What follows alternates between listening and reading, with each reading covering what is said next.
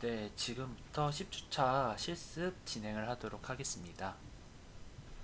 실습 과제는 총 5개의 문제가 있는데 그거에 대해서 회로드로 직접 작성을 하고 워드 파일을 사용하여 해당 회로드가 어떻게 동작하는지에 대한 원리를 설명을 하시면 됩니다.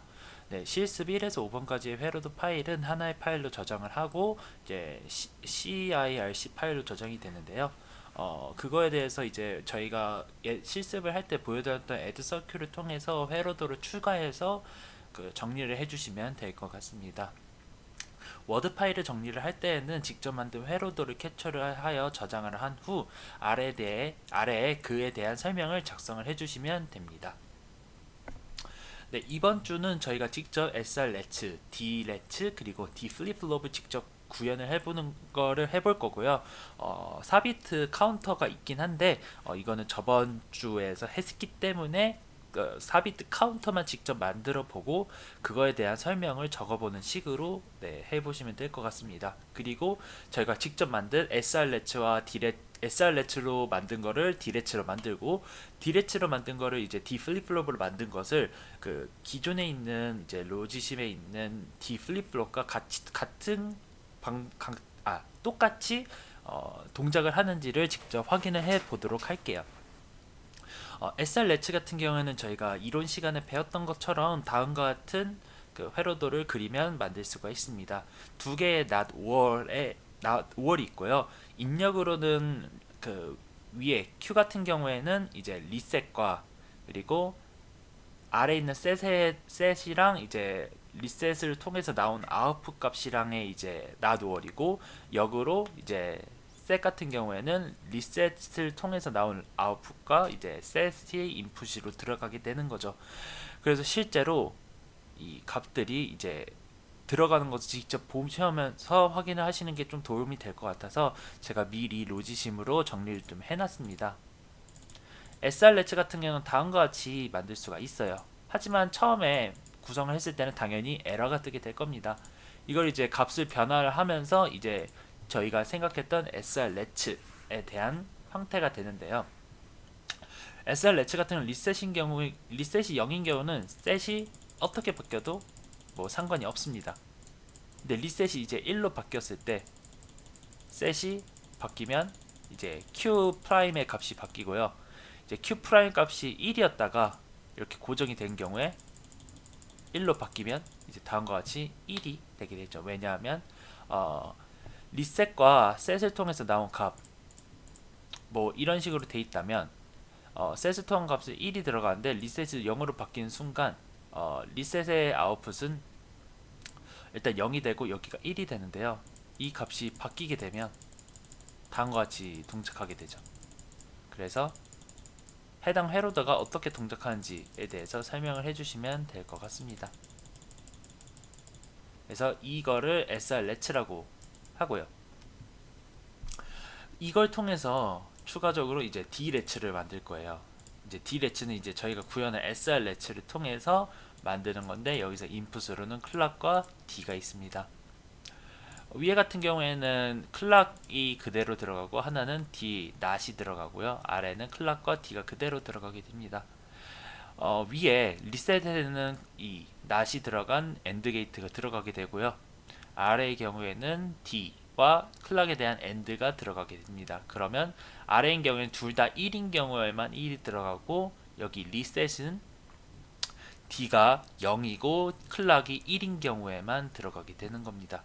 그럼 따라서 클락이 1일 때 D가 D값에 따라서 Q와 Q 낫이 결정이 되고요. 클락이 0이라면 어떠한 값을 바꾸더라도 이전에 있었던 값이 그대로 유지가 되기 때문에 값이 변화하지 않습니다. 지금 같은 경우는 Q 프라임에 이제 1이 돼 있는데 만약에 지금 이 상태에서 클락을 꺼버리게 된다면 D의 값을 어떠한 식으로 바꾸더라도 다음과 같이 Q와 Q 프라임의 값이 변하지 않는 게 D 플롭의 D 렛치의 구성입니다. 따라서 이거를 가지고 D 플립 플롭을 만들어 볼 건데요. D 플립 플롭 같은 경우는 다음과 같이 만들 수가 있습니다. D 렛츠가 두 개가 있고요. 여기가 두 개 다 D 렛츠고요.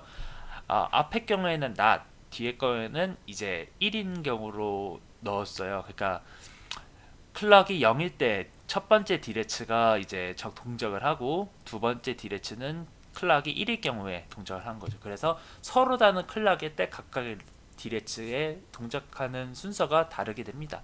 따라서 0일 때는 입력값에 따라서 이제 첫 번째 디레츠의 값이 변화하게 되는 거죠.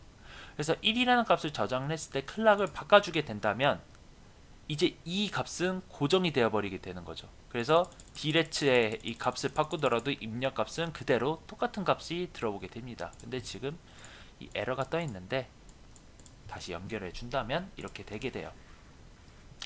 클럭이 1일 땐 여기 첫 번째 디레츠와 두 번째 디레츠의 가이에 있는 사이에 있는 값이 변화하지가 않습니다. 왜냐하면 첫 번째 디레츠의 경우에는 클락이 0인 경우에만 나오는 값을 바꿔주기 때문이죠. 그래서 클락이 1일 때 이전의 값이 1이었기 때문에 이 1이 남아있는 형태입니다. 그래서 클락이 바뀌면 지금 또 답격이 되는데요. 만약에 D가 0일 때 여기에 0을 보내주게 되죠. 그래서 클락이 1일 때 1이더라도 인풋이 0이기 때문에 출력이 0이 나오게 됩니다. Q'에 대해서는 1이 나오게 되는 거죠. 다시 1로 했을 때 1이라는 메모리가 저장이 되고 클럭에 띄었을 때 이 1이라는 값이 저장이 남아있게 됩니다. 그래서 D' 바꾸라도 이 값은 변화하지 않는 거죠. 역으로 0으로 했을 때도 이제 이 값이 변화하지 않는 게 이 D 플립플롭의 구조입니다. 그래서 이제 최종적인 이제 저희가 이 D 플립플롭에 대해서 비교를 해볼 건데요. 여기 애드 카운터 4비트 애드 카운터와 이제 플립플롭에 대해서 교수님이 직접 유튜브로 이제 설명해 주신 부분이 있어요. 네, 그래서 그 부분을 참고를 해 주시면 또 도움이 되실 것 같습니다. 애더 같은 경우에는 저희가 저번 주에도 했기 때문에 추가적으로 이제 구현하는 거는 따로 안 해볼게요. 그래서 크게 어려운 부분은 없으실 거라고 생각을 합니다. 만약에 이 부분에 대해서 궁금한 점이 있으시면 유튜브를 통해 보시던가 아니면 저에게 알려주신다면 제가 그 부분에 대해서 설명하는 것을 추가하도록 하겠습니다. 네, 다시 돌아와서 이제 메인으로 제가 미리 만들어 놨어요. 근데 이 경우에 이제 저희가 직접 만든 D 플립플롭의 경우에는 그냥 바로 넣어준다면 에러가 뜰 거예요. 왜냐하면 처음에 어떤 값이 없을 경우에는 에러가 연결이 되는데 그 에러를 인풋으로 넣다 보니까 지속적으로 문제가 생기는 거죠. 그래서 일단 D 값에다가 일단 0이라는 값을 주고요. 그래서 클럭을 한번 띄워서 값을 한번 입력을 받게 해줍니다. 이거를 이렇게 연결을 해주신다면 그 다음부터 동작할 때는 정상적으로 동작을 하게 됩니다. 지금 순서가 지금 거꾸로 돼 있으니까 바꾼다면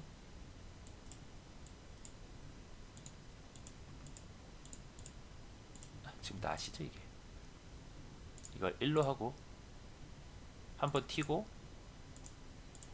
맞춰준 다음에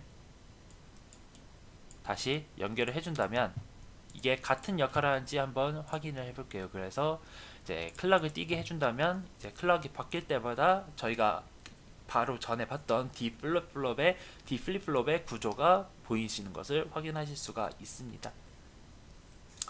그래서 여기까지가 이번 주 실습 내용이고요. 이거를 직접 구현을 해보시고 각각에 대한 설명을 해주시는 게 실습 내용입니다. 일단 이번 영상 여기까지 마치도록 할게요.